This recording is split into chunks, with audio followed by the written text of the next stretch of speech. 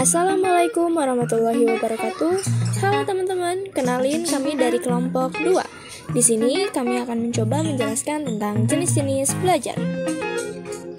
Siapa aja sih anggota kelompok 2? Yang pertama ada Anissa Nur Fadilah. Yang kedua ada Az-Zahra Aulia Karamatun-Nisa. Yang ketiga ada Vina Puspa Effendi. Yang keempat ada Dina Siti Hanifah. Yang kelima ada Niki Ayusa Permatasari. Yang keenam ada Bambang Nur Hadianto. Yang ketujuh ada Siti Elmi Alianti. Yang kedelapan ada Dwiani. Yang kesembilan ada Mega Triasya Resmana. Yang kesepuluh ada Siti Utami Mutmainah. Di sini kami kelompok 2 akan membahas apa aja nih? Nah, yang pertama itu ada belajar abstrak. Yang kedua ada belajar keterampilan. Yang ketiga ada belajar sosial. Yang keempat ada belajar pemecahan masalah. Yang kelima belajar rasional. Yang keenam belajar kebiasaan. Yang ketujuh belajar apresiasi. Yang kedelapan belajar pengetahuan. Yuk langsung kita simak aja pembahasan yang pertama. Assalamualaikum warahmatullahi wabarakatuh. Nama saya Dwiani dengan NIM 2009 akan memaparkan tentang yang pertama belajar abstrak. Belajar abstrak merupakan belajar yang menggunakan cara-cara berpikir abstrak untuk memperoleh pemahaman dan pemecahan masalah-masalah yang tidak nyata. Termasuk dalam jenis belajar abstrak ini adalah belajar matematika, astronomi, filsafat, materi pembelajaran akidah yang memerlukan peranan akal yang kuat di samping penguasaan atas prinsip, konsep, dan generalisasi. Jenis belajar abstrak menitik beratkan pada peranan akal dan penguasaan prinsip, konsep, dan generalisasi untuk memperoleh pemahaman dan pemecahan masalah dalam mempelajari hal-hal yang bersifat abstrak. Termasuk dalam prinsip adalah penerapan dalil, hukum, rumus, dan konsep mencakup definisi, identifikasi, klasifikasi, dan ciri-ciri khusus. Sedangkan generalisasi adalah menarik kesimpulan yang representatif dan berlaku secara umum atas fakta yang diamati. Selanjutnya akan dipaparkan oleh rekan saya. Terima kasih. Assalamualaikum warahmatullahi wabarakatuh. Perkenalkan, nama saya Anissa Nur Fadilah dengan NIM 2002876. Di sini saya akan sedikit menjelaskan mengenai belajar keterampilan. Belajar keterampilan merupakan belajar dengan menggunakan gerakan-gerakan motorik yang berhubungan dengan urat-urat syaraf dan otot-otot.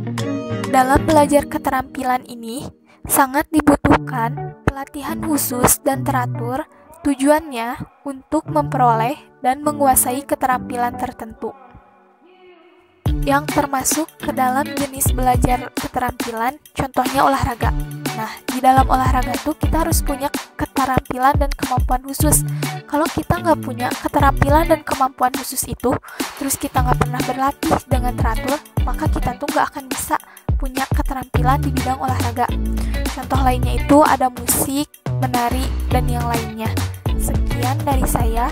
Terima kasih. Wassalamualaikum warahmatullahi wabarakatuh. Assalamualaikum warahmatullahi wabarakatuh. Halo, perkenalkan nama saya Mega Triasya Resmana dengan NIM 2009239. Di sini saya akan membahas tentang belajar sosial. Belajar sosial adalah belajar memahami masalah-masalah dan teknik-teknik untuk memecahkan masalah-masalah sosial. Tujuan dari belajar sosial ini adalah untuk menguasai pemahaman dan kecakapan dalam memecahkan masalah-masalah sosial seperti masalah keluarga, masalah persahabatan, masalah kelompok, dan masalah-masalah lain yang bersifat kemasyarakatan. Yang termasuk ke dalam jenis belajar sosial adalah bahan pelajaran sosial seperti pelajaran PPKN dan pelajaran agama. Terima kasih. Assalamualaikum warahmatullahi wabarakatuh. Saya Azhara Aulia Karamatunisa dengan NIM 2003380 akan menjelaskan tentang belajar pemecahan masalah.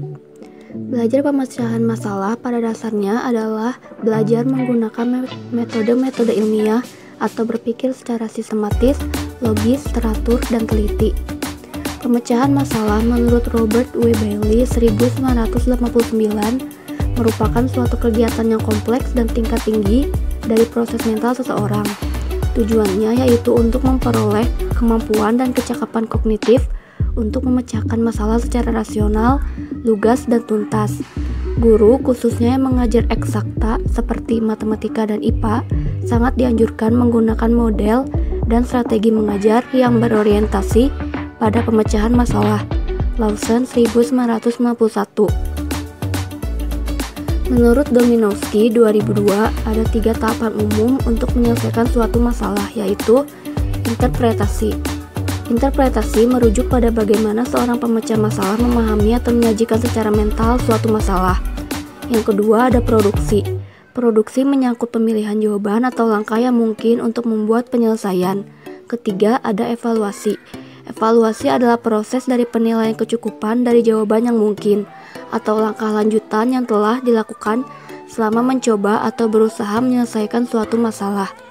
Sekian dari saya, materi selanjutnya akan disampaikan oleh rekan saya. Terima kasih. Assalamualaikum warahmatullahi wabarakatuh. Saya Dina Siti Hanifa dengan NIM 2006346 akan menjelaskan tentang belajar rasional. Jadi, belajar rasional itu ialah belajar dengan menggunakan kemampuan berpikir secara logis dan rasional sesuai dengan akal sehat. Tujuannya ialah untuk memperoleh aneka ragam kecakapan menggunakan prinsip-prinsip dan konsep-konsep. Jenis belajar ini sangat erat kaitannya dengan belajar pemecahan masalah. Dengan belajar rasional, siswa diharapkan memiliki kemampuan rational problem solving, yaitu kemampuan memecahkan masalah dengan menggunakan pertimbangan dan strategi akal sehat, logis, dan sistematis. Bidang-bidang studi yang dapat digunakan sebagai sarana belajar rasional sama dengan bidang-bidang studi untuk belajar pemecahan masalah. Perbedaannya, belajar rasional tidak memberi tekanan khusus pada penggunaan bidang studi eksakta.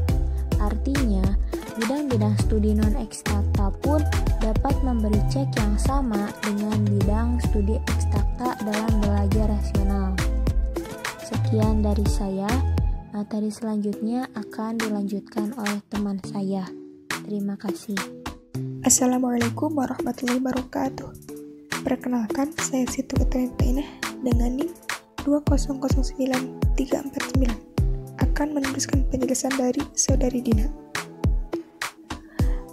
Perilaku belajar rasional menjadi penting ketika memacu proses sosial peserta didik. Perilaku merupakan upaya untuk mendorong seseorang bertingkah laku. Perubahan perilaku belajar rasional bukan hanya sekedar memperoleh pengetahuan semata, tetapi termasuk memperoleh perubahan sikap dan keterampilan.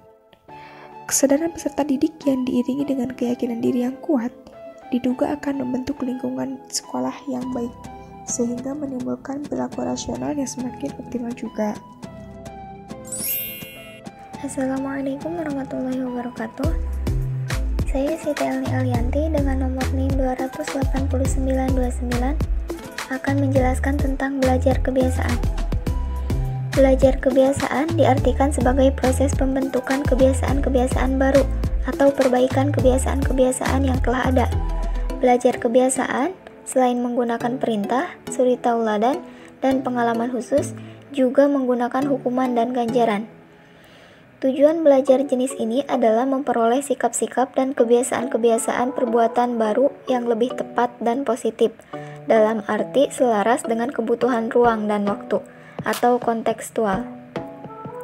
Selain arti tepat dan positif di atas ialah selaras dengan norma dan tata nilai moral yang berlaku, baik yang bersifat religius maupun tradisional dan kultural.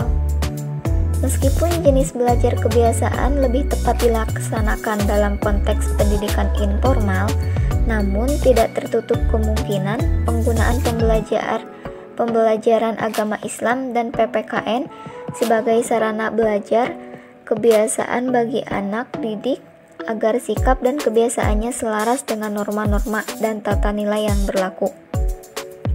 Banyak siswa melaksanakan cara belajar yang salah. Dalam hal ini, perlu pembinaan dari guru yang senantiasa memberikan pengarahan tentang bagaimana metode belajar yang baik. Dengan cara belajar yang tepat, akan efektif pula hasil belajar siswa itu. Juga dalam pembagian waktu untuk belajar. Dengan demikian, siswa perlu belajar teratur setiap hari dengan pembagian waktu yang baik. Memilih cara belajar yang tepat dan cukup istirahat akan meningkatkan hasil belajar. Selanjutnya akan dijelaskan oleh teman saya. Assalamualaikum warahmatullahi wabarakatuh. Saya Vina Puspa Effendi, NIM 2004102, akan menjelaskan tentang belajar apresiasi. Apa sih belajar apresiasi itu? Yaitu belajar mempertimbangkan arti penting atau nilai suatu objek dengan tujuan agar siswa memperoleh dan mengembangkan kecakapan ranah rasa atau affective skill yang dalam hal ini kemampuan menghargai secara tepat terhadap nilai objek tertentu, misalnya apresiasi sastra, apresiasi musik, dan sebagainya. Lalu, bidang-bidang studi yang dapat menunjang tercapainya tujuan belajar apresiasi antara lain bahasa dan sastra, kerajinan tangan, kesenian, dan menggambar. Selain bidang-bidang studi ini, bidang studi agama juga memungkinkan untuk digunakan sebagai alat pengembangan apresiasi siswa, misalnya dalam hal seni baca tulis Al-Quran. Assalamualaikum warahmatullahi wabarakatuh. Perkenalkan, nama saya Siti Utami Mutmainah dengan NIM 2009349 akan menjelaskan tentang belajar pengetahuan. Belajar pengetahuan atau studi ialah belajar dengan cara melakukan penyelidikan mendalam terhadap objek pengetahuan tertentu. Studi ini juga dapat diartikan sebagai sebuah program belajar terencana untuk menguasai materi pelajaran dengan melibatkan kegiatan investigasi dan eksperimen. Tujuan belajar pengetahuan ialah agar siswa memperoleh atau menambah informasi dan pemahaman terhadap pengetahuan tertentu yang biasanya lebih rumit dan memerlukan kiat khusus dalam mempelajarinya. Misalnya, dengan menggunakan alat-alat, laboratorium, dan penelitian lapangan. Assalamualaikum warahmatullahi wabarakatuh. Perkenalkan, nama saya Niki Ayalisa Permatasari dengan NIM 2008298 akan mencoba melanjutkan materi yang telah dijelaskan oleh Siti Utami. Apa sih sebenarnya contoh dari belajar pengetahuan? Yang pertama itu ada contoh kegiatan siswa dalam bidang studi fisika mengenai gerak menurut hukum Newton 1. Dalam hal ini, siswa melakukan eksperimen untuk membuktikan bahwa setiap benda tetap diam atau bergerak secara beraturan, kecuali jika ada gaya luar yang memengaruhinya. Contoh kedua, yaitu kegiatan siswa dalam bidang studi biologi mengenai protoplasma. Siswa melakukan investigasi terhadap senyawa organik yang terdapat dalam protoplasma yang meliputi karbohidrat, lemak, protein, dan asam nukleat. Selesai deh pembahasan yang kami coba jelaskan. Mohon maaf atas segala kekurangan dan kesalahan karena kami juga masih dalam tahap belajar. Semoga bermanfaat untuk kita semua. Terima kasih ya atas perhatiannya. Wassalamualaikum warahmatullahi wabarakatuh. Dadah semua.